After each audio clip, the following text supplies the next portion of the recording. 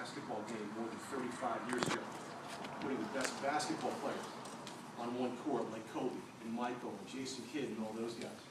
And 11 years ago, we created what's called the U.S. Army All-American Bowl, the nation's biggest high school football game, and now the largest high school sporting event in the world, televised on NBC and around to 80 countries.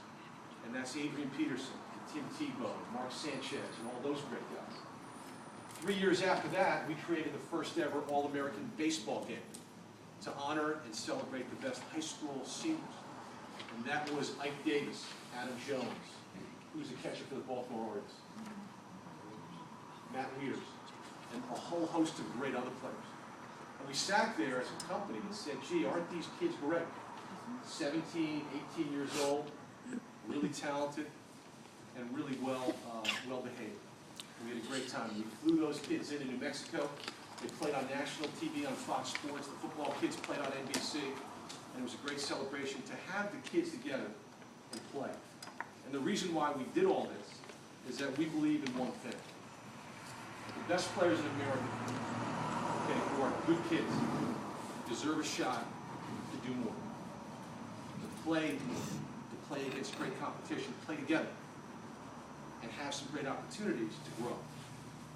And when the 80 All-Americans at the U.S. Army game, and the 24 McDonald's All-Americans, the All-American baseball players, when they hop on the plane, when the game is over, oftentimes the last thing they think about and talk about is the game.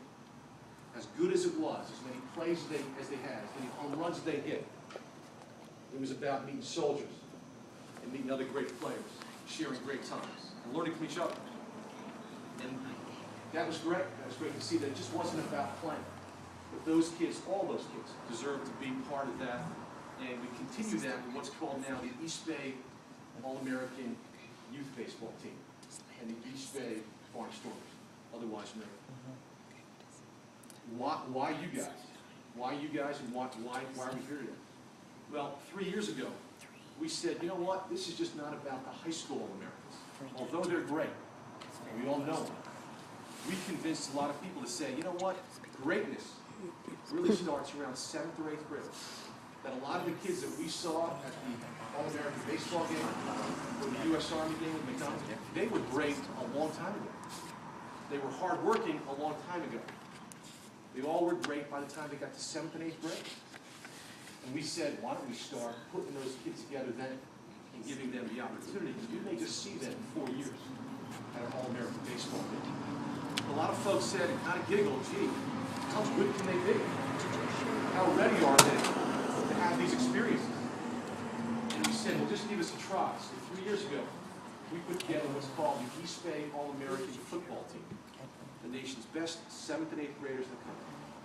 150 of the best football players around your age were flown to San Antonio, Texas, and they played the first ever National Youth All-Star game on the floor of the Alamo Dome in front of about 10,000 people. And when they came in, like you guys, they were great kids. And the offensive line in the first game of the 8th grade All-American game averaged 295 minutes. And everybody thought they were the high school All-Americans. And we said, no, they're the youth All-Americans. And the only way you could tell them apart, for the most part, was their face. Their bodies were all pretty much the same. So after we did that the first year, other folks said, gee, we want to get involved with this. And everybody stopped giggling. They took those 7th and 8th graders seriously because you know what, they were serious athletes. So about 2 years ago, we were back in Eastbay and said, listen, they're not just good at football, they're good at baseball as well. And what if we could pick America's best 12U team and do the same thing, pick an All-American team? And they didn't giggle this time. And they said, how would you do it? And we said, we're going to go to Memphis and use the National Youth Baseball Championship Series, an organization that we help manage, to choose from the 4 to 5 million kids that work their way up the system to Memphis. And I guarantee we're going to have a great team. And the folks at Eastbay said, that's great. Let's go do it. And they said, I guess we're going to do it in 2012, though. And as we said, kind of pitched this about a year and a half ago, we finally got an okay this past August We waited and waited and waited and kept saying, we got to go do this. And they said, well, why don't we do it in 2012?